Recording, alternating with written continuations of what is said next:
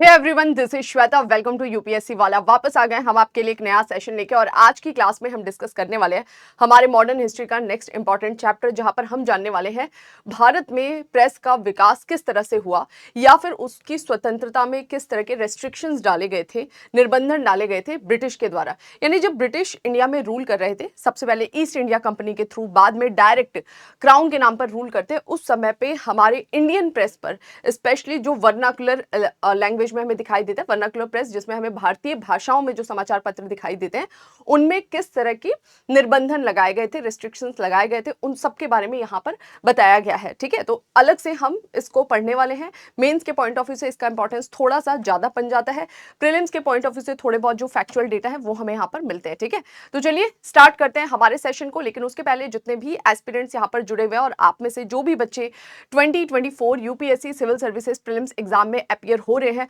वो हमारे इस स्पेशल टेस्ट सीरीज को ज्वाइन कर सकते हैं, जो ऑनलाइन ऑफलाइन दोनों ही मोड में है। यहाँ पर हमारे ऑफलाइन सेंटर्स जो है दिए गए, करोल बाग, मुखर्जी नगर, लखनऊ और पटना, ये हमारे ऑफलाइन सेंटर्स है, तो आप वहां पर भी जाकर इन टेस्ट को दे सकते हैं। और कोई बच्चा नियर बाय नहीं रहता है तो पैनिक नहीं करना है, ऑनलाइन टेस्ट अवेलेबल है। आप जाइए, डिस्क्रिप्शन बॉक्स में लिंक है, वहां से आप सब्सक्रिप्शन लीजिए और टेस्ट दीजिए।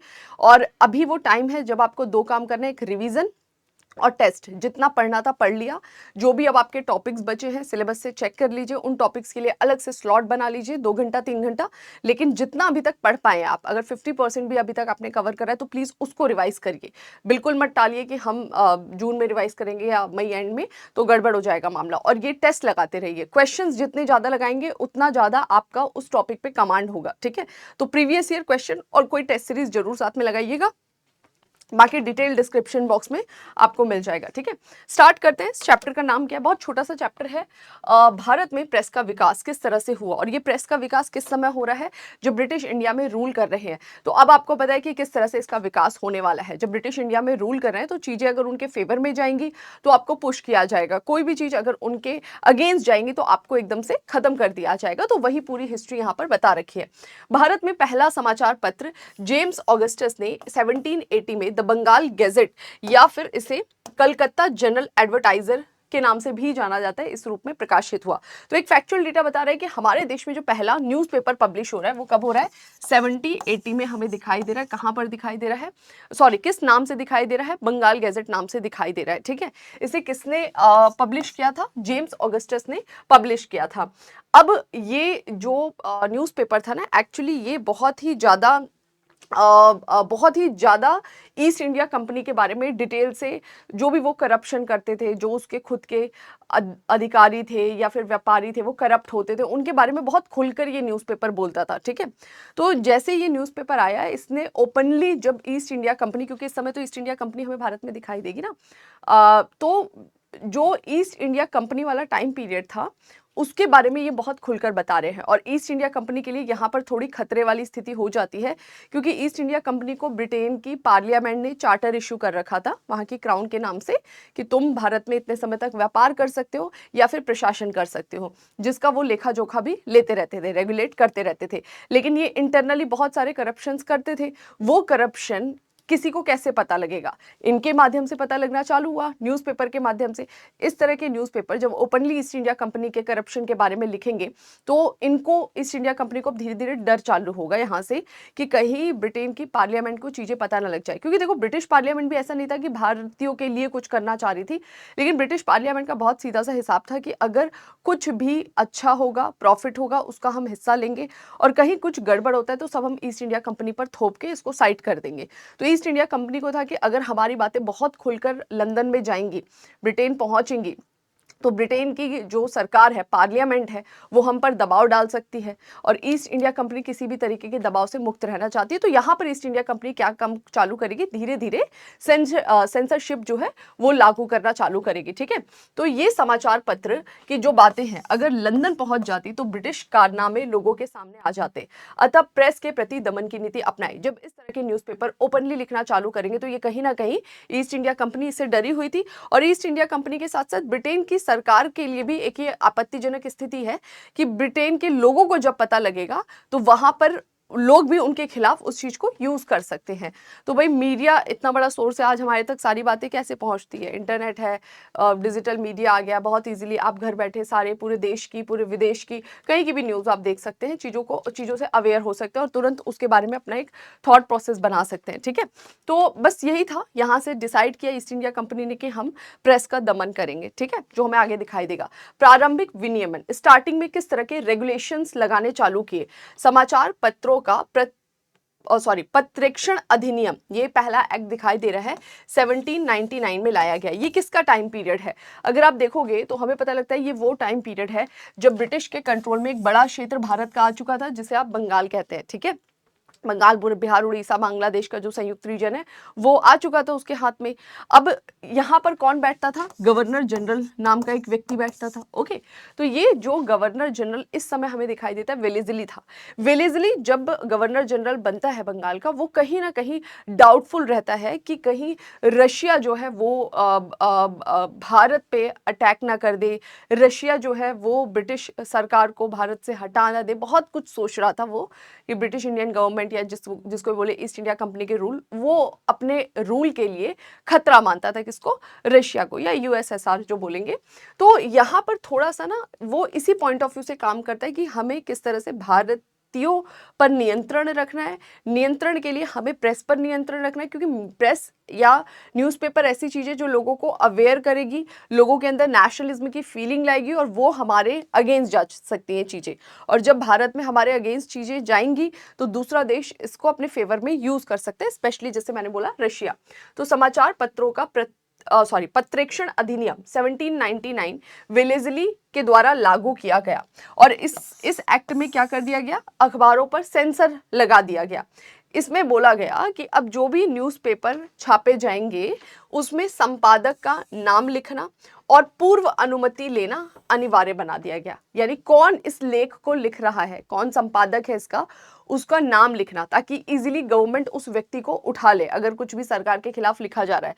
और दूसरा, पहले से अनुमति लेना अनिवार्य है कि भैया हम ये चीजें छापने जा रहे हैं। तो भाई ये तो क्या हो गया, न्यूज़पेपर आज हमारी डेमोक्रेसी का फोर्थ पिलर मीडिया को बोला जाता है ना, क्योंकि हमारे तक कोई भी बात किससे पहुंच रही है, मीडिया के थ्रू पहुंच रही है। हालांकि आजकल कुछ पॉजिटिव चीजें भी हैं मीडिया की, कुछ नेगेटिव चीजें भी हैं, लेकिन ओवरऑल अगर हम बात करें तो हर एक पॉजिटिव चीज के साथ कुछ ना कुछ नेगेटिव रहता है, ये लीकेज रहता है, ये करप्शन रहता है, ये तो वो हमें दिखाई देता है। लेकिन फिर भी अगर मीडिया को ही बोल दिया जाए कि तुम सरकार से पहले अनुमति लेकर फिर चीजें छापोगे, तो सरकार अपने खिलाफ कुछ छपने देगा, नहीं देगा, तो ऐसे में तो तानाशाही स्थापित हो जाएगी ना, वो उसके खिलाफ कुछ छपेगा ही नहीं, लोगों को कुछ पता ही नहीं लगेगा। और आजकल तो फिर भी लोग अवेयर है, उस समय तो इंडिया में कितनी ज्यादा निरक्षरता थी, कितने ज्यादा लोग जो है अनएम्प्लॉयड थे, अनएजुकेटेड थे, इतनी अवेयरनेस नहीं थी, रूढ़िवादिता थी, बहुत सारे पुराने जो रिचुअल्स है वो चले आ रहे हैं, विमेंस के अगेंस्ट, दलित के अगेंस्ट, तो बहुत अलग तरह का उस समय का जटिल समाज था। तो यहाँ पर ये जो एक्ट आया, इसने बोल दिया कि संपादक का नाम भी लिखिए और पहले से हमसे अनुमति लीजिए। आगे जब हेस्टिंग्स आता है गवर्नर जनरल बनके, बंगाल का आगे हमें दिखाई देता है, तो जब हेस्टिंग गवर्नर जनरल बनकर आया, उसने इन एक्ट को देखा, उसने बोला ये क्या कर रहे हो, इतना ज़्यादा सेंसरशिप लगाने की आपको आवश्यकता नहीं है, ये मीडिया है, ये न्यूज़पेपर है, अगर आप पूरी तरह से इसको जकड़ लोगे तो इसका ग्रोथ नहीं होगा, क्योंकि देखो सबके अपने अलग अलग तरीके के विचार। तो हेस्टिंग्स जब आता है, इसने आके इस एक्ट को खत्म कर दिया। तो हेस्टिंग्स ने ढील दे दिया थोड़ा सा न्यूज़पेपर को ग्रो करने के लिए कि नहीं, इतना ज़्यादा भी रेस्ट्रिक्शंस लगाना कोई ज़रूरी नहीं है, ऐसा कुछ नहीं होने वाला है जितना आप सोच रहे हैं। वेलेस्ली थोड़ा ज़्यादा घबराया हुआ था रशिया से, तो ये बोलता नहीं, इतना आपको डरने की ज़रूरत नहीं है। 1818 में ये जो पूर्व पत्रेक्षण था ना, कि ये जो पूर्व पत्रेक्षण, पहले से आपको अनुमति लेना होगा, ये सब चीजें, इसको वेलेस्ली ने बंद करा दिया, सॉरी इसको हेस्टिंग्स ने बंद करा दिया। तो सबसे पहले वेलेस्ली ये रेस्ट्रिक्शन इंपोज करता है, हेस्टिंग्स ने आके थोड़ी सी ढील दे दी। ठीक है, अनुज्ञप्ति अधिनियम 1823, अगला हमें एक्ट दिखाई देता है प्रेस पर कंट्रोल करने के लिए। 1823 का अनुज्ञप्ति अधिनियम, 2-4 एक्ट है, याद हो जाएगा। जॉन एडम्स द्वारा आरोपित किया गया था। ओके तो जॉन एडम्स जो है गवर्नर जनरल बनकर आए, उसने ये एक्ट लागू किया, अनुज्ञप्ति अधिनियम। इसमें प्रेस की स्थापना और उसका उपयोग दंडनीय जो बिना अनुमति के किया जाएगा, ठीक है।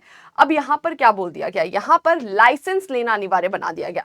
ये जो बोल रहे हैं ना, प्रेस की स्थापना और उसका उपयोग दंडनीय जो बिना अनुज्ञप्ति के, अनुज्ञप्ति मतलब आपको पहले लाइसेंस लेना पड़ेगा।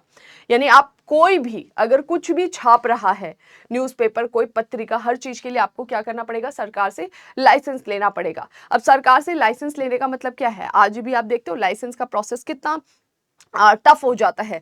कोई भी आप लाइसेंस लेने जाइए, आपको किसी न किसी रूप में परेशान किया जाएगा, बहुत टाइम कंज्यूमिंग प्रोसेस होगा, फिर आप फ्रस्ट्रेट हो जाते हो तो आपको कोई बोलता है ले भाई 10,000 दे दे, उसको काम हो जाएगा, 5,000 दे दो, काम हो जाएगा। तो ऐसा बहुत कुछ चलता है इंडिया में ग्राउंड लेवल पर, ये आप सबने देखा होगा, सबने झेला होगा। तो अब ये तो हमारी डेमोक्रेसी वाली मैं बात कर रही हूँ, है ना। यहाँ पर क्या चल रहा है, दूसरा देश हम पर रूल कर रहा है, हम कॉलोनी है उस देश की, और वो देश बोल रहा है कि तुमको अगर न्यूज़पेपर अपना प्रेस एस्टैब्लिश करना है या कुछ भी पब्लिश करना है तो उसके लिए तुमको लाइसेंस लेना पड़ेगा। अब जब तुम कुछ भी ऐसे न्यूज़पेपर वाले हो कि तुम्हें कुछ छापना है और तुम सरकार के बारे में बता रहे हो, अब जैसे तिलक है, वो कुछ अपने न्यूज़पेपर में निकाले, पता है कि भाई ये नेशनलिस्ट है और ये थोड़े से उस विचारधारा के हैं, उग्रवादी विचारधारा, उग्र राष्ट्रवादी विचारधारा के, तो ये सरकार के खिलाफ खुलकर प्रखर होकर बोलेंगे। तो सरकार से जब इस तरह के लोग न्यूज़पेपर के लिए लाइसेंस लेने जाएंगे तो वो देगी सरकार? बिल्कुल नहीं देगी। वो कोई ना कोई अड़ंगा डाल देगी, ये डॉक्यूमेंट्स कम है, आप इसके लिए एलिजिबल नहीं, कुछ ना कुछ चीजें डाल देगी।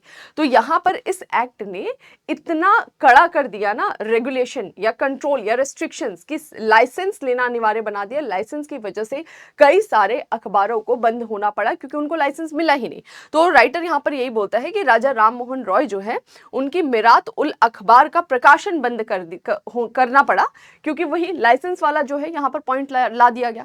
तो 1823 में वापस से मीडिया पर बहुत तगड़ा कंट्रोल करने की कोशिश की गई थी, अनुज्ञप्ति वाला प्रोविजन लाके कि बिना लाइसेंस के आप इसको नहीं इशू कर सकते। फिर नया एक्ट आया, प्रेस अधिनियम या फिर मेटकॉफ अधिनियम 1835।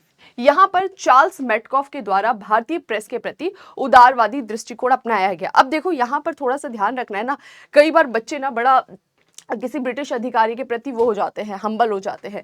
तो आपको ये ध्यान रखना है कि कोई भी ब्रिटिश अधिकारी आ रहा है, उसका उद्देश्य एक ही है, ब्रिटेन को प्रॉफिट पहुंचाना, लेकिन अपना एक विचारधारा भी होता है। कुछ लोग होते हैं बहुत ही ज़्यादा रेगुलेट करने वाले होते हैं और कुछ लोग होते हैं थोड़े से लिबरल अप्रोच के साथ होते हैं।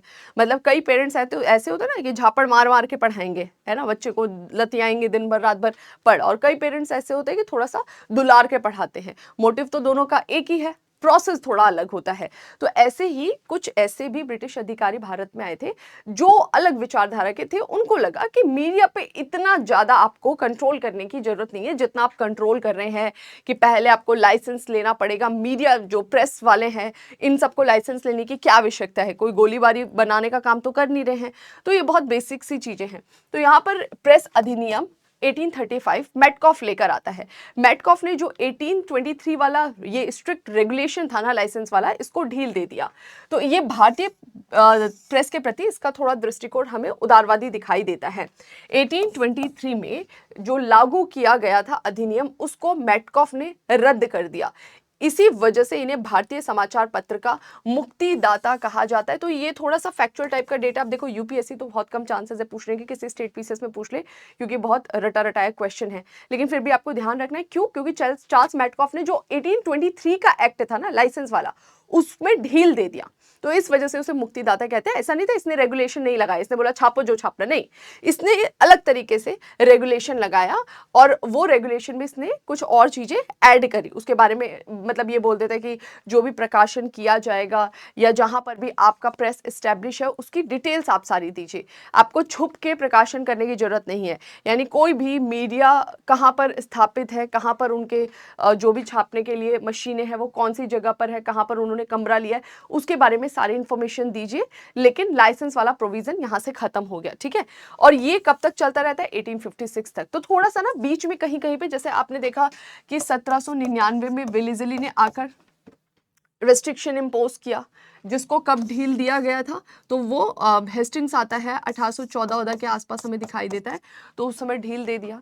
फिर दिखता है 1823 में हम देखते हैं कि 1823 में जो एडम था उसने कंट्रोल किया लाइसेंस के थ्रू, ओके, अनुज्ञप्ति लेने की बात की, जिसको आगे चल के मेटकॉफ जो है वो आके उसमें ढील दे देता है, और 1835 में वो नया एक्ट लाया जिसमें कुछ और प्रोविजन जोड़े गए, लेकिन ये लाइसेंस वाला प्रोविजन खत्म कर दिया गया।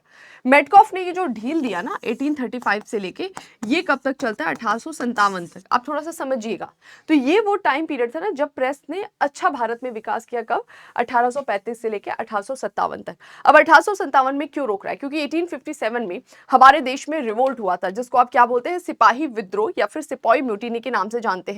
तो 1857 का जब सिपाही विद्रोह हुआ, तो उसके बाद से वापस से मीडिया पर रेगुलेशन या रेस्ट्रिक्शंस इंपोज किए जाएंगे। अनुज्ञप्ति अधिनियम 1857 को सैनिक विद्रोह के समय 1 वर्ष के लिए पुनः लागू कर दिया गया, यानी वही 1823 का जो लाइसेंस वाला एक्ट था उसको वापस 1857 में जैसे ही रिवोल्ट हुआ 1 साल के लिए लागू कर दिया गया कि वापस उस प्रोविजन को लाओ। क्यों, क्योंकि समाचार पत्रों के माध्यम से लोगों तक अपने विचार पहुंचा रहे हैं नेशनलिस्ट। अब लोगों तक विचार पहुंचेंगे, लोगों के अंदर वो जोश आएगा, लोगों के अंदर राष्ट्रवादी विचारधारा आएगी, तो कहीं ना कहीं सरकार के लिए खतरा है ना, लोग और तेजी से भाग लेंगे उस रिवोल्ट में। तो 1 साल के लिए पहले ये लागू कर दिया गया, दोबारा से लागू किया गया।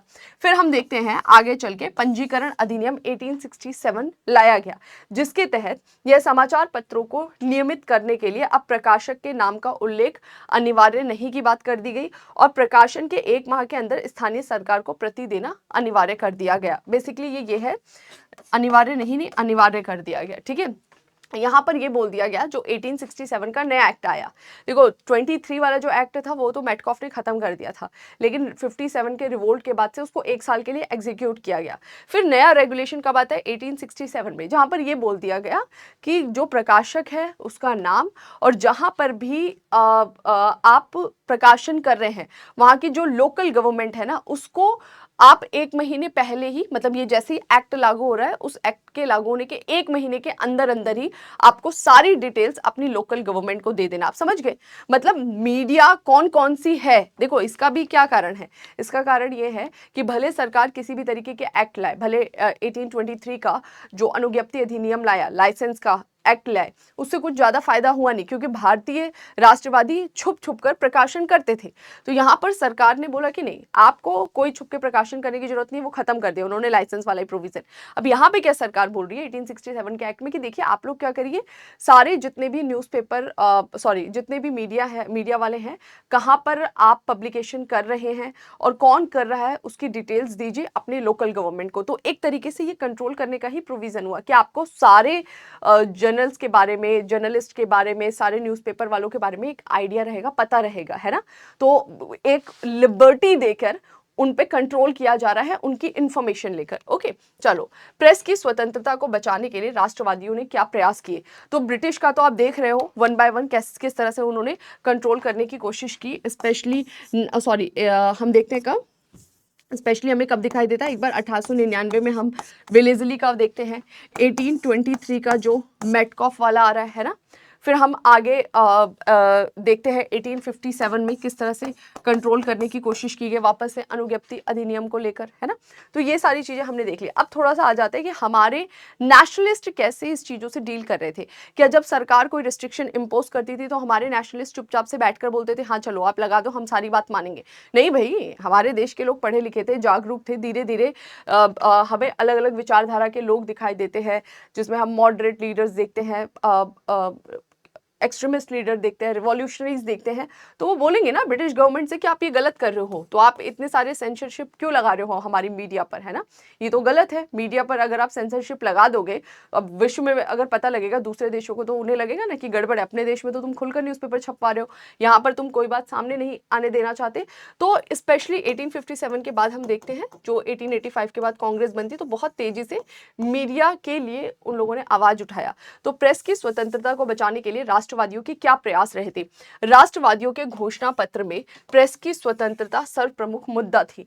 जहां पर भी आप देखो, नेशनलिस्ट चाहे कोई भी राष्ट्रवादी आंदोलन चलाए या फिर इलेक्शन में भी, इवन जब ये पार्टिसिपेट कर रहे थे 1900 में, हम देखते हैं आगे कि जब इलेक्शन होता है 1919 के एक्ट में इलेक्शन का प्रोविजन लाया गया था, वहां पर भी पूरा हर जगह इनका जो भी मैनिफेस्टो होता था उसमें सबसे ऊपर ये क्या रखते थे, प्रेस की स्वतंत्रता या फिर अभिव्यक्ति की स्वतंत्रता। आज भी हमारे कॉन्स्टिट्यूशन में right to freedom of expression को बहुत इंपॉर्टेंस दिया गया है। फंडामेंटल राइट के अंडर में आर्टिकल 19(1)A में इसका प्रोविजन किया गया है और स्पेशल प्रोटेक्शन इसको मिला हुआ है। तो यहाँ पर यही बोल रहे हैं कि राष्ट्रवादियों ने इसको अपने प्रायोरिटी में रखा कि मीडिया इंडिपेंडेंट होनी चाहिए। ओके, इनके द्वारा भारतीयों को राजनीतिक मूल्यों से अवगत कराना, और किस उद्देश्य से ये चाहती थी कि हम मीडिया को इंडिपेंडेंट रखें, क्या रीजन था, क्योंकि इसी न्यूज़पेपर के थ्रू लोगों तक बातें पहुंच रही थी। और लोगों तक बात पहुंचा कि ये क्या करना चाहते थे, ये चाहते थे कि लोगों को राजनीतिक मूल्यों से अवगत करें, लोगों को सारी बातें पता होनी चाहिए, उनको राजनीतिक रूप से हम शिक्षित करें कि देखो तुम्हारे ये अधिकार है, ये अधिकार छीना जा रहा है, इस तरह से तुम्हें एक्सप्लॉइट किया जा रहा है, और लोग उसमें फिर पार्टिसिपेट भी कर सके। केवल अवगत नहीं, लोगों का पार्टिसिपेशन भी हो सके कि चलो सभाएं करते हैं, चलो आंदोलन करते हैं। तो उसके लिए अखबार बहुत बड़ा माध्यम था उस समय। ठीक है, राष्ट्रवादी विचारधारा का निर्माण करना, लोगों के अंदर नेशनलिज्म वाली फीलिंग लाना, न्यूज़पेपर के माध्यम से यहाँ पर ये बताते थे, जब तिलक या अन्य जो बड़े लीडर्स थे वो ये बोलते थे कि भैया फलाना ने इसकी हत्या कर दी थी, ऐसी स्थिति में रशिया में ये घटना घटी या यूएस में ये घटना घटी, तो इससे लोगों के अंदर थोड़ा सा वो राष्ट्रवादी विचारधारा आती थी कि अच्छा उसने अपने देश के लिए ऐसा किया। तो वो विचारधारा लाने के लिए न्यूज़पेपर ने बहुत इंपॉर्टेंट रोल प्ले करना था। उपनिवेशी शासन के विरुद्ध जन प्रदर्शन की कार्यप्रणाली, कि आपको कैसे उपनिवेश, ये जो उपनिवेशी सरकार है जो हम पे रूल कर रही है ब्रिटिश, इनके खिलाफ हमें लड़ना कैसे है, ये भी लोगों को बताना जरूरी है। लड़ना मतलब जाके डंडा नहीं उठाना था, तो आपको क्या तरीका अपनाना है, वो सारी चीजें लोगों तक पहुंचाने का तरीका क्या था। इतना बड़ा इंडिया है, ज्योग्राफिकल रीजन आप देखते हैं, इतनी बड़ी पॉपुलेशन है, तो उसको कैसे आप संबोधित करोगे। आज देखो इलेक्शन होना है, जगह जगह पे डिजिटल मीडिया का आप सहारा ले सकते हो, आपके पास में फ्लाइट का ऑप्शन है, मतलब आप लैंड से या मतलब जो बाय रोड भी आप कहीं जा सकते हैं, बहुत सारी आपके पास फैसिलिटीज़ है। उस समय तो ये नहीं था ना, तो लोगों को कनेक्ट कैसे करेंगे, इन्हीं समाचार पत्रों के माध्यम से। राष्ट्रीय नागरिक सेवा के समाचार पत्र में अब बोल रहे हैं यहाँ पर कुछ फेमस हमें न्यूज़पेपर दिखाई देते हैं जिन्होंने लोगों को बहुत अवेयर किया। तो ये बहुत सारे मैंने न्यूज़पेपर नहीं डाले हैं, देखो जो इंपॉर्टेंट है वो लिख दिया है यहाँ पर, थोड़ा बहुत आप आइडिया रखिएगा, बैठ के इसको रटने मत लग जाना। जब 2-4 बार रिवीजन दोगे ना तो दिमाग में रहेगा, क्लिक करेगा, बस क्लिक ही करवाना है, जाके लिखना नहीं है सारे न्यूज़पेपर के नाम। तो ऐसा कहीं कुछ आ गया तो आपको इस स्थिति में होना चाहिए कि बोल सके। तो राष्ट्रीय नागरिक सेवा के समाचार पत्र में हिंदू और स्वदेश मित्र सुब्रमण्यम अय्यर द्वारा लिखा जाता था। The Bengali Surendranath Banerjee, voice of India दादा भाई नेहरू जी बहुत फेमस है, ये पूछा भी जा सकता है। अमृत बाजार शिशिर घोष, मोतीलाल जो घोष थे इनके द्वारा। इंडियन मिरर जो है वो सेन के द्वारा। केसरी और मराठा इंपॉर्टेंट है, तिलक जो है वो केसरी और मराठा, मराठी में केसरी, मतलब केसरी जो न्यूज़पेपर है वो मराठी लैंग्वेज में निकाला जाता था, और इनका जो मराठा न्यूज़पेपर है वो इंग्लिश लैंग्वेज में निकाला जाता था। सुधारक गोपाल कृष्ण गोखले जो थे उनका अखबार था। तो ये अलग अलग हमें सुधारक दिखाई देते हैं या नेशनलिस्ट दिखाई देते हैं जिन्होंने अपने अखबारों के माध्यम से लोगों में जागरूकता फैलाई। सरकार द्वारा दमन की नीति अपनाई गई। तो ये सारे जो इंपॉर्टेंट न्यूज़पेपर हमें दिखाई देते हैं ना, इनके खिलाफ सरकार कैसे करिए, इनको कंट्रोल करना है।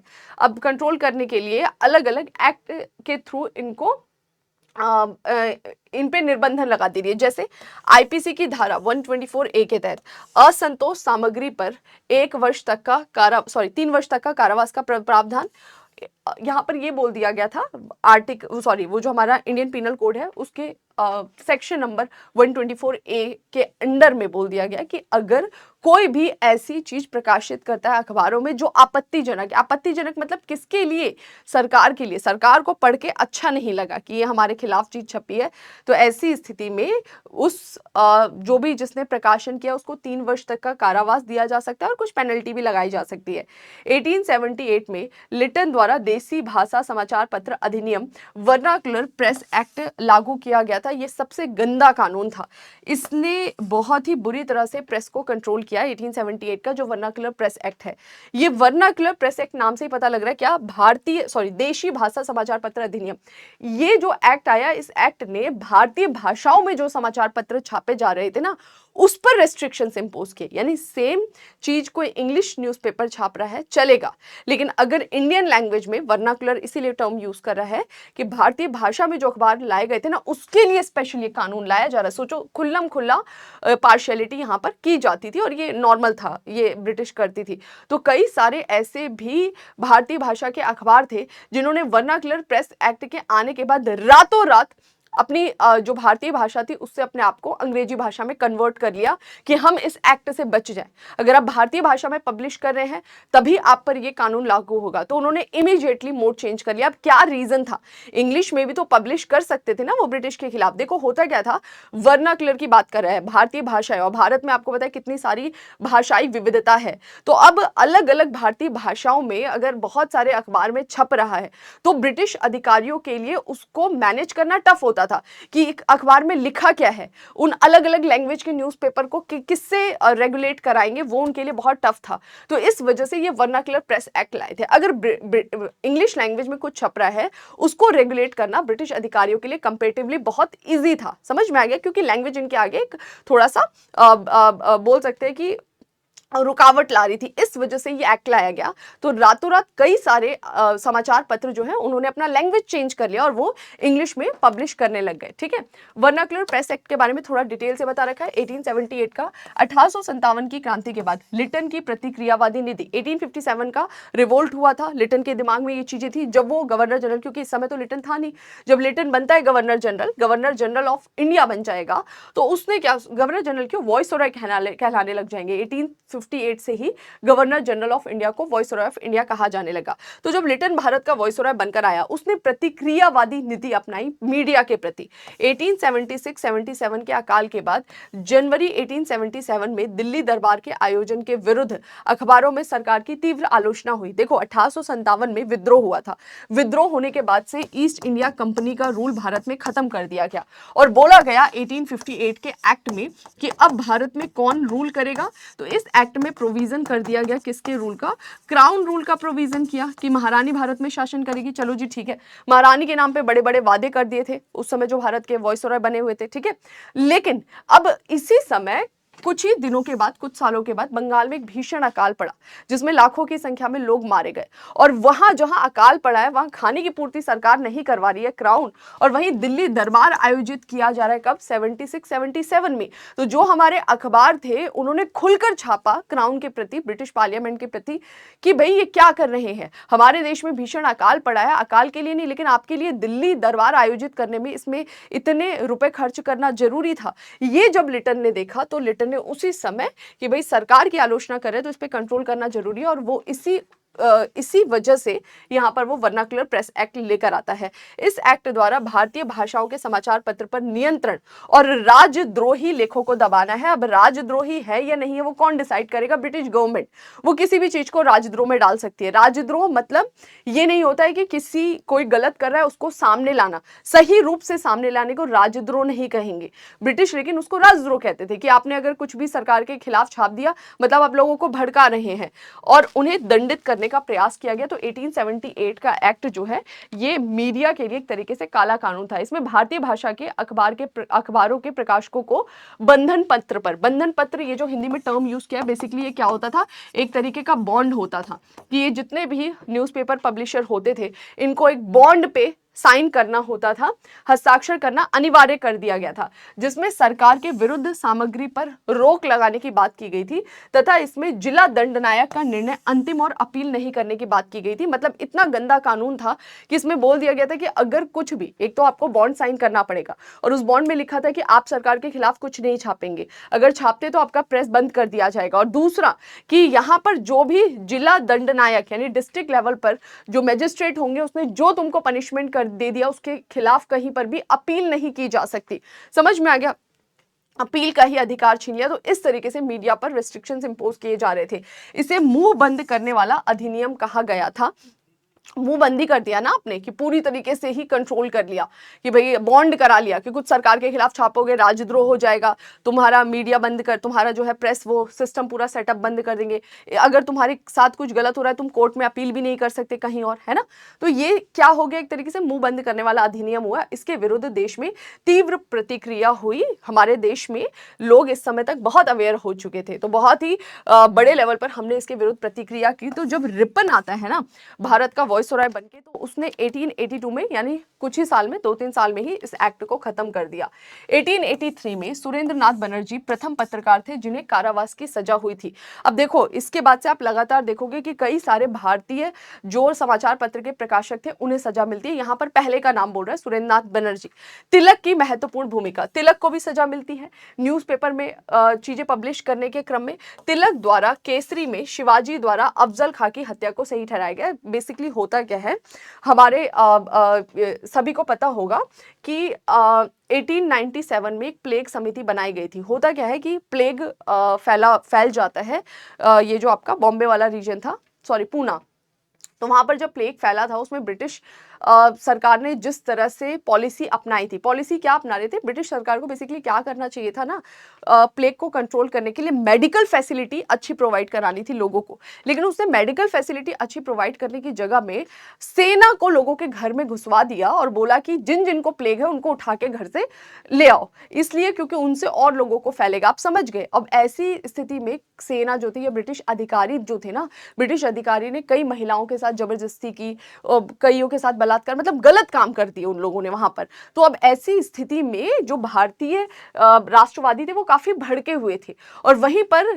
तिलक ने एक एग्जाम्पल दिया कि शिवाजी ने अफजल खां की ऐसी स्थिति में हत्या करी थी। वो एक हिस्टोरी बता रहे हैं, और उस हिस्टोरी में जो इन्होंने, सॉरी, वो एक हिस्ट्री बता रहे हैं, और उस हिस्ट्री में जो उन्होंने स्टोरी बताई है उससे ऐसा ब्रिटिश का मानना था कि तिलक ने ये जो बयान दिया या तिलक ने जो लिखा ना, इससे भारतीय थोड़े से ज्यादा बोल सकते हैं उत्तेजित हो गए।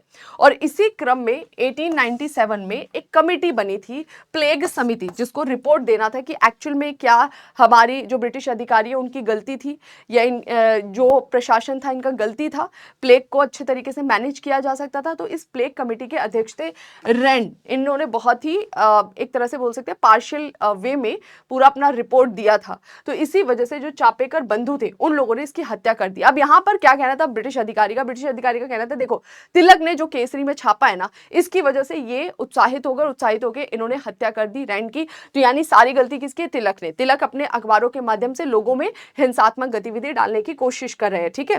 ब्रिटिश सरकार ने तिलक के लेख को, हत्या की घटना को चित्रित कर सही ठहराने का आरोप लगाया कि तुम जो है अपने इस लेख के माध्यम से सही ठहरा रहे हो, वाजिब ठहरा रहे हो कि भैया इन्होंने जो किया सही किया, और 18 माह का सश्रम कारावास दे दिया कि भैया तुमको सश्रम मतलब कि आपको वहां पे काम करना होगा, पत्थर वत्थर तोड़ना या इस तरीके के काम, वो सश्रम कारावास दिया गया। यही से तिलक हीरो बन जाते हैं।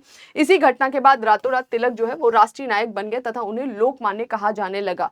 तिलक की उग्रवादी छवि के कारण देशद्रोह के आरोप में उन्हें आगे 6 वर्ष की सजा देकर मांडले जेल, रंगून, आज का आप देखते हैं बर्मा, वहां पर भेज दिया गया, और इसका भारतीय मजदूरों ने काफी विरोध किया था, ठीक है। रशिया में काफी तारीफ हो रही थी जब भारतीय मजदूरों ने तिलक के जेल भेजे जाने का विरोध किया था, तो रशिया में भारतीयों की काफी तारीफ हो रही थी। इसके बाद से नया एक समाचार पत्र अधिनियम 1908 लाया गया, भारतीय समाचार पत्र अधिनियम 1910 लाया गया। ये सारे एक्ट जो है वो बहुत ज्यादा रेगुलेट नहीं कर पा रहे थे, क्योंकि इस समय तक नेशनलिस्ट एक्टिविटी बहुत ज्यादा हो रही थी। इसके द्वारा उग्रवादी गतिविधियों पर अंकुश लगाने की कोशिश की गई तथा हिंसा की वकालत करने वाले अखबारों की संपत्ति जब्त करने का कानून बनाया गया, क्योंकि इस समय रिवॉल्यूशनरीज एक्टिव हो गए थे। तो जो क्रांतिकारी हैं उनकी गतिविधियों पर अंकुश लगाने के लिए कि मीडिया में कुछ भी इस तरीके का छपे ना, और अगर कुछ ऐसा छपता है तो उनकी पूरी संपत्ति जब्त कर ली जाएगी। भारतीय समाचार पत्र अधिनियम 1910 आया। लिटन के 1878 के कानून को पुनर्जीवित किया गया। 1878 का कानून जो लिटन का, जो रिपन ने खत्म कर दिया था, 1910 में वापस से उसको पुनर्जीवित करने की कोशिश की गई, जिसमें स्थानीय सरकार पंजीकरण जमानत मांग सकती है। लोकल जो भी गवर्नमेंट होगी वो क्या बोल सकती है मीडिया वालों से कि भाई तुमको एक जमानत मतलब एक प्रॉपर सिक्योरिटी जमा करनी पड़ेगी अगर तुम चाहते हो अपना ये प्रकाशन करना, और आपत्तिजनक सामग्री पर जमानत जब्त कर पंजीकरण रद्द कर सकती है। और अगर मीडिया कुछ भी गलत छापती है तो ऐसी स्थिति में वो लोकल गवर्नमेंट उसकी सिक्योरिटी रख लेगी और उसको उसका लाइसेंस भी रद्द कर देगी। प्रथम विश्व युद्ध के दौरान किस तरह से भारतीय प्रेस पर नियंत्रण किया गया? तो यहाँ पर राइटर बोलता है कि राजनीतिक प्रदर्शन को रोकने के लिए, क्योंकि फर्स्ट वर्ल्ड वॉर में देखो बहुत ज्यादा भारतीय ब्रिटिश के खिलाफ तो थे नहीं, कांग्रेस ने ऑलमोस्ट पूरा सपोर्ट किया था, बस होम रूल लीग बन गया था, तो थोड़ा सा तिलक जो है और एनी बेसेंट जो है वो माहौल बना रहे थे ब्रिटिश के खिलाफ, लेकिन बहुत कुछ ऐसा हुआ नहीं। तो भी राजनीतिक प्रदर्शन को रोकने के लिए दमनकारी कानून लाए गए, जिसे 1921 में तेज बहादुर सप्रू की अध्यक्षता में गठित प्रेस समिति की सिफारिश पर हटा दिया गया। अब थोड़ा सा ध्यान रखना है कि भारत में जो उदारवादी उग्रवादी है वो तो ज्यादा कुछ करे नहीं, फर्स्ट वर्ल्ड वॉर में ब्रिटिश का विरोध उन्होंने नहीं किया, ऑलमोस्ट सपोर्ट ही किया, लेकिन इस समय जो रिवॉल्यूशनरीज थे ना, क्रांतिकारी थे, मैं पहले ही पढ़ा कर आई थी, क्रांतिकारी चाहते थे कि हम फर्स्ट वर्ल्ड वॉर का फायदा उठाए, जर्मनी से मिल जाए ब्रिटेन के खिलाफ, तो रिवॉल्यूशनरीज एक्टिव थे ब्रिटिश के खिलाफ। तो इस समय ये जो चीजें की गई थी ना वो रिवॉल्यूशनरीज को रोकने के लिए किया गया था। हालांकि 1921 में तेज बहादुर सप्रू की अध्यक्षता में जो समिति गठित की गई थी उसने दबाव डाला और सरकार ने जो फर्स्ट वर्ल्ड वॉर के टाइम ये एक्ट लाया था इसको उसने हटा दिया। भारतीय समाचार पत्र 1931 के तहत सविनय अवज्ञा आंदोलन को दबाने के लिए प्रांतीय सरकारों को बहुत ज्यादा शक्ति दे दी गई थी कि अब वापस से सविनय अवज्ञा आंदोलन चल रहा है, सविनय अवज्ञा आंदोलन चल रहा है, तो उस समय मास मूवमेंट है वो, तो लोगों पे कंट्रोल करना चाहिए, मीडिया पे कंट्रोल करना चाहिए, मीडिया ज्यादा बात लोगों तक पहुंचाती है तो लोग इकट्ठे हो जाते, तो इसके लिए जो लोकल गवर्नमेंट थी उसको बहुत अथॉरिटी दे दी गई थी। सेकेंड वर्ल्ड वॉर 1939 से 1945 तक चला। इस समय पूर्व पत्रेक्षण अधिनियम लागू कर दिया गया। पूर्व पत्रेक्षण वही जो मैंने बोला था कि पहले आपको बताना होगा क्या क्या छापने वाले, उसके बाद से समाचार पत्र अधिनियम और कार्यालय गोपनीयता कानूनों में संशोधन कर दिया गया कि भाई जो था ना कि कार्यालय की सारी इंफॉर्मेशन मिलेगी, उन सब में काफी सारे अमेंडमेंट कर दिए गए ताकि हमारे बारे में तो कोई इंफॉर्मेशन हम ना दे, लेकिन मीडिया के बारे में सारी इंफॉर्मेशन हम तक पहुंचे। तुमको पहले सब कुछ बताना पड़ेगा छापने से पहले, अगर तुम गड़बड़ करते हो तो तुम पे रेगुलेशन लगा दिया जाएगा, तुम्हें बंद कर दिया जाएगा, मतलब तुम्हारे जो भी है मीडिया वगैरह। स्वतंत्रता के पश्चात अब क्या किया? आजादी मिल गई तो हम फेवर में ही काम करेंगे ना। समाचार पत्र जांच समिति बनाई गई 1947 में, ठीक है, भारतीय समाचार पत्र की कानूनी समीक्षा के लिए कि अब हमें किस तरह से समाचार पत्रों को मैनेज करना है, कितना इनको लिबर्टी देना चाहिए, क्या रेगुलेशंस इंपोज करने चाहिए। 1931 का जो एक्ट था उसको सबसे पहले इसने रद्द कर दिया कि इसको हटाओ। धारा 124A 153A में परिवर्तन किया गया। आईपीसी का सेक्शन जहां पर लिखा हुआ था कि भैया तुमको 3 साल तक का जेल हो जाएगा सरकार के खिलाफ कुछ छापोगे, तो ऐसे एक्ट को हटाया गया। पंजीकरण अधिनियम, देखो रजिस्ट्रेशन होना तो जरूरी है तभी आपको पता लगेगा ना, वरना कोई भी कुछ भी छाप कर चला जाएगा। तो रजिस्ट्रेशन एक्ट तो लाया गया लेकिन उसमें कुछ पॉजिटिव अमेंडमेंट्स या फिर चेंजेस किए गए। ओके, नेक्स्ट बोल रहा है समाचार पत्र आपत्तिजनक विषयक अधिनियम 1951 में। हमारे देश को आजादी मिल चुकी है, हमारा कॉन्स्टिट्यूशन लागू हो चुका है 26 जनवरी 1950 को, वहां पर यह कानून लाया जाता है 1951 में। समाचार पत्र आपत्तिजनक विषयक अधिनियम 19(2) के अनुसार, अब देखो 19(2) क्या है यहां पर थोड़ा ध्यान से समझिएगा, आपने पॉलिटी में पढ़ा होगा फंडामेंटल राइट्स, ठीक है, हमारे जो फंडामेंटल राइट है आर्टिकल 12 से आर्टिकल 35 तक, उसमें हमारा एक इंपॉर्टेंट फंडामेंटल राइट है article 19(1)A। Okay, article 19(1)A 19(1)B(C) ऐसे हमारे 6 अधिकार दिए हैं। ओके, पहले 7 है 6 है। 19(1)A जो क्या है वो अभिव्यक्ति की स्वतंत्रता की बात करता है। अभिव्यक्ति की स्वतंत्रता में ही प्रेस की स्वतंत्रता भी है, क्योंकि मीडिया भी क्या कर रहा है, एक्सप्रेस ही कर रहा है ना, चाहे आप डिजिटल मीडिया की बात करें या फिर किसी की बात करें, मीडिया भी क्या है, एक्सप्रेशन का ही मोड है। तो यहाँ पर इनकी स्वतंत्रता की बात की गई है, लेकिन हमारे कॉन्स्टिट्यूशन ने अमेरिकी कॉन्स्टिट्यूशन में जो लिमिटेशन थी उससे काफी कुछ सीखा, और हमने केवल अधिकार नहीं दिए लोगों को, उनके अधिकार के साथ उस पर रिस्ट्रिक्शंस भी इंपोज किए। तो वहीं आर्टिकल 19(2) जो है ना वो आर्टिकल 19(1)A में रिस्ट्रिक्शंस लगाता है, यानी अनुच्छेद 19(1)A में जो मीडिया की स्वतंत्रता या हमारा right to freedom of expression दिया गया है, ये फ्रीडम किस हद तक होगा। मुझे बोलने की स्वतंत्रता है तो मैं क्या कुछ भी बोलूंगी, किसी को गाली देकर चली गई, किसी को बदनाम कर दिया, किसी के बारे में अपशब्द, आप समझ गए, कुछ भी बोलना है, कोई अफवाह उड़ा दी, गलत हो गया ना। तो फ्रीडम ऑफ एक्सप्रेशन मतलब किस लिमिट तक आपको ये फ्रीडम दिया जाएगा। तो 19(2) जो है ना वो उस पर रिस्ट्रिक्शंस लगाता है कि ये चीजें जो है फ्रीडम ऑफ एक्सप्रेशन में नहीं माना जाएगा, और अगर यहां पर ये चीजें की जाएंगी तो आप पर एक्शन लिया जाएगा, फिर आप फंडामेंटल राइट बोल के बच नहीं सकते। तो बस यहां पर यही बोला गया कि 19(2) के अनुसार आपत्तिजनक सामग्री पर सरकार को जमानत मांगने और जब्त करने का अधिकार होगा कि भैया तुमने ये गलत करा है। फ्रीडम ऑफ एक्सप्रेशन का मतलब ये नहीं, कई लोग होता है ना भारत मुर्दाबाद के नारे लगाने लग जाते हैं या कुछ ऐसा लिख देते हैं, फिर बोलते हैं पुलिस उठा के ले जाती है उन्हें, तो बोलते हैं कि right to freedom of expression. बिल्कुल वो right to freedom of expression है, लेकिन आप 19(1)(a) के साथ में 19(2) को जरूर पढ़िए। ये भी हमारे कॉन्स्टिट्यूशन का ही पार्ट है ना, और वो रेस्ट्रिक्शंस बता रहा है कि अभिव्यक्ति की स्वतंत्रता अनलिमिटेड नहीं है, उसमें कुछ हमारी सीमाएं भी हैं। ठीक है, समाचार पत्र आयोग अध्यक्ष राजाध्यक्ष बने इसके, और इन्होंने 1954 में अपनी रिपोर्ट दी।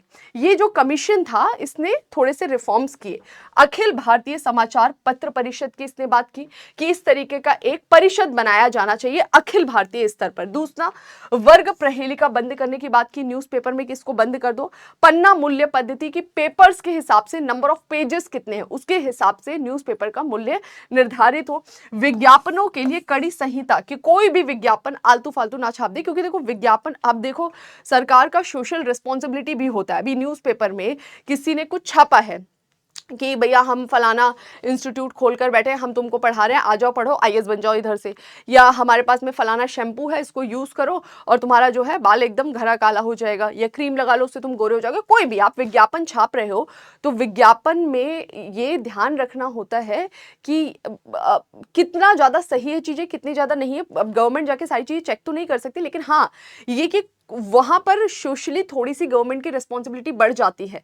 तो यहाँ पर विज्ञापन के लिए भी कड़ी संहिता लागू की है, ताकि न्यूज़पेपर वाले जो अपने न्यूज़पेपर में इस तरह की चीजें पब्लिश करते हैं उनको ध्यान हो कि ये एक्ट में ऐसा प्रोविजन है, अगर हमने गड़बड़ छपवा दिया पैसा वैसा लेके तो हम पर एक्शन हो सकता है, हमारा जो ये पूरा प्रेस है बंद हो सकता है। समझ में आया?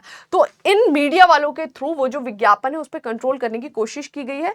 संकेंद्रण को रोकने की बात की गई है कि मिनिमम हो संकेंद्रण, मतलब ऐसा ना हो कि एक ही व्यक्ति मीडिया पे अपना कंट्रोल कर ले। अभी मीडिया पे किसी एक पर्सन का अगर कंट्रोल हो गया तो कैसी स्थिति हो जाएगी, जो मन आएगा वो छुपाएगा, वो आपके आगे हीरो बन जाएगा, है ना, सारी चीजें बोल देगा कि हाँ भाई छापो, सिर्फ अच्छा ही छापो। तो अब हमें तो पता नहीं लग रहा है, हमें कैसे पता लगेगा? मीडिया के थ्रू ही पता लगेगा ना कि भैया क्या गड़बड़ हो रहा है, कौन क्या कर रहा है। तो ये जो एक्ट, ये जो सॉरी ये समाचार पत्र आयोग बनाया गया था, इसने अपनी ये रिकमेंडेशंस दी हैं। ठीक है, तो ये था हमारा आज का सेशन। आई होप सेशन आपको इन्फॉर्मेटिव लगा होगा। ये थोड़ा सा समझ लेना, 2-4 ही एक्ट है, इसको इसके बारे में थोड़ा सा आइडिया रखो। अगर मेंस में आता है तो भी आप बताने की स्थिति में होगे, अगर इंटरव्यू में पूछा जा रहा है तब भी आपको आइडिया होगा, और एक बेसिक अगर आप देश के नागरिक है तो भी आपको थोड़ा सा पता होना चाहिए। मीडिया 4th पिलर बोला जाता है डेमोक्रेसी का, तो इसलिए मीडिया पर किस तरह के रेगुलेशंस हैं या नहीं है वो सारी चीजें आपको पता होनी चाहिए। ठीक है, चलिए फिर आज के सेशन को यही रोकते हैं, मिलते हैं नए सेशन में कुछ इन्फॉर्मेशन के साथ। तब तक अपना ध्यान रखिए, रिवीजन करते रहिए। Thank you.